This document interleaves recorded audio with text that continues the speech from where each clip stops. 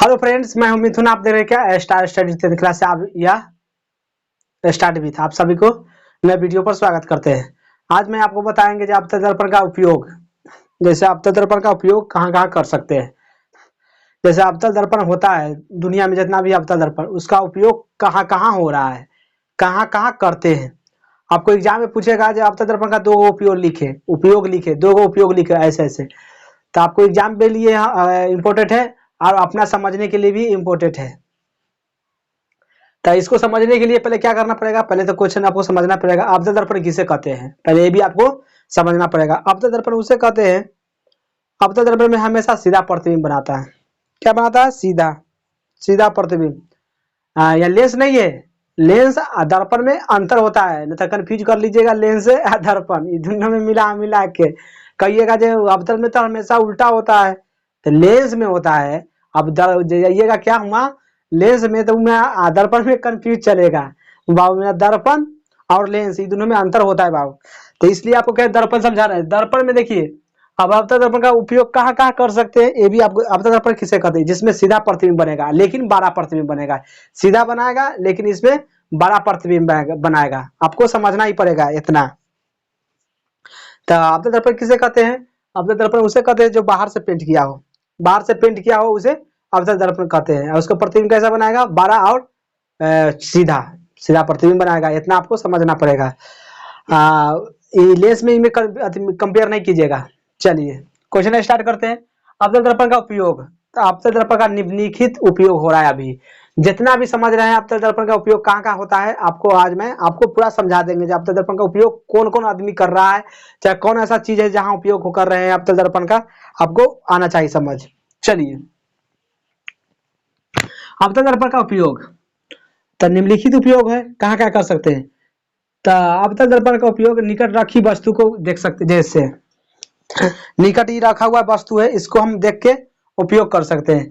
हम सीधा वस्तु को सीधा बड़ा और आभासी ये प्रतिबिंब बनाता है। पहले आपतन दर्पण कैसा प्रतिबिंब बनाता है, देखिए ये आपतन दर्पण में वस्तु से सीधा प्रतिबिंब बनाएगा, एकदम सीधा। आप मान के लीजिए, अब कोई भी अगर ये मान के चलिए सीधा, अब सीधा बनाएगा लेकिन बड़ा बनाएगा और आभासी, आभासी का मतलब सीधा ही बनाएगा।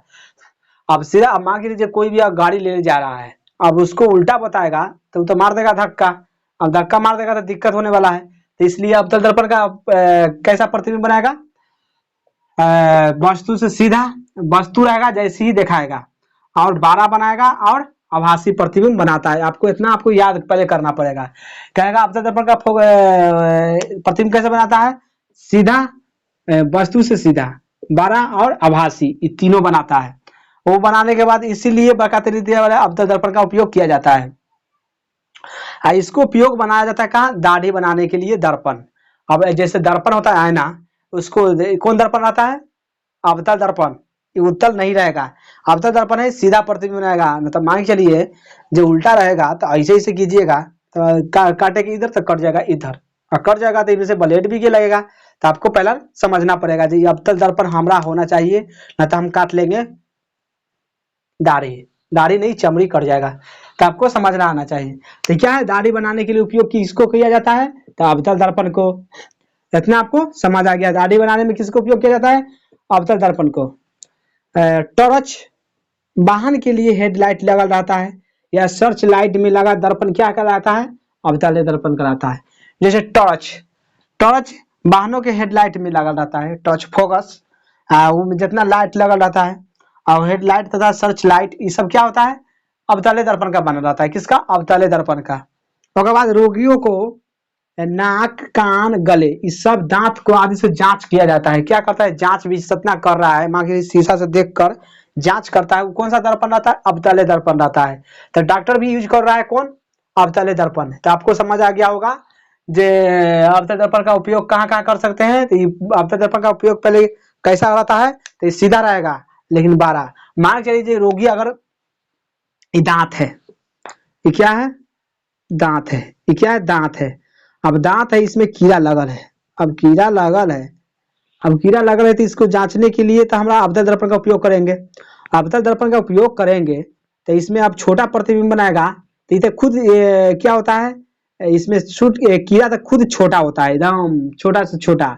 अब इसको देखने के लिए अवतल दर्पण का उपयोग कर रहा है। क्या कर रहा है? अवतल दर्पण का अब उपयोग करेगा तो इस बड़ा प्रतिबिंब बनना चाहिए, क्या बड़ा और सीधा सीधा भी प्रतिबिंब बनना चाहिए। तब आपको डॉक्टर जांच ओरिजिनल कर देगा जो दांत में क्या प्रॉब्लम है। अगर प्रॉब्लम हो गया तो आपको सही कर देगा, मतलब बदल बदल के। तो आपको समझ आएगा टॉर्च वाहनों के लिए हेडलाइट तथा सर्च लाइट, ये सब अवतल दर्पण का है। उसके बाद रोगियों को जांच करता है नाक, कान और गले और दांत, ये सब क्या के लिए? अवतल दर्पण के लिए अवतल दर्पण में होता है। तो आपको इतना समझ आ गया होगा जब अवतल दर्पण का उपयोग कहाँ करते हैं। देखिए अवतल दर्पण का निम्नलिखित फिर से समझा देते हैं। अवतल दर्पण का निम्नलिखित मुख्य उपयोग होता है। चूंकि अवतल दर्पण के निकट रखी वस्तु को सीधा प्रतिबिंब रखना चाहिए, जितना भी नजर में आ रहा है, मतलब नजदीक के नीचे निकट उसे कहते हैं जो निकट की वस्तु को देख सकता है। तो रखी वस्तु को सीधा देख सकता है। पहला नंबर सीधा देखेंगे। आप वस्तु से बड़ा होना चाहिए, वस्तु से मान के लीजिए वस्तु आपको जना रहा है मान के लीजिए 1 सेंटीमीटर का, लेकिन वो आपको देखेंगे तो ये हो जाना चाहिए 2 सेंटीमीटर। क्या होना चाहिए? 2 सेंटीमीटर नजर आना चाहिए, तब डॉक्टर को कंफ्यूज खत्म हो जाएगा। और आभासी यानी सीधा बनाना चाहिए। प्रतिबिंब बनाता है, इसीलिए बड़ी वक्रता त्रिज्या वाले अवतल दर्पण की उपयोग हजामत दाढ़ी बनाने के लिए किया जाता है। हजामती दाढ़ी बनाने के लिए दाढ़ी उड़ी है, इसको बनाने के लिए दर्पण का उपयोग कर सकते हैं अवतल का। उसके बाद टच वाहनों हेडलाइट जितना भी लगा रहता है टच वाहन में, जैसे गाड़ी उड़ी में जितना भी शीशा उषा दर्पण उसमें क्या रहता है? अवतल दर्पण। उसके बाद रोगियों को नाक, कान, गले, दांत, ये सब जांच के लिए किसका उपयोग करता है? अवतल दर्पण का। तो आपको समझ हो गया होगा जो अवतल दर्पण का उपयोग कैसे कैसे आएगा। लघु अगर क्वेश्चन पूछ देगा तो आपको इतना आपको लिख देना है। 2 को उपयोग पूछेगा तो 1 और 2, अगर 3 को कहेगा तो 3 को लिख दीजिए, कोई दिक्कत नहीं है। बस आपको ऐसा लिखना है। आपको 2 नंबर चाहे 5 नंबर का क्वेश्चन आएगा, आपको बना ही देना है। तो चलिए वीडियो अच्छा लगा तो लाइक, सब्सक्राइब और शेयर देखने के लिए थैंक्स फॉर वॉचिंग।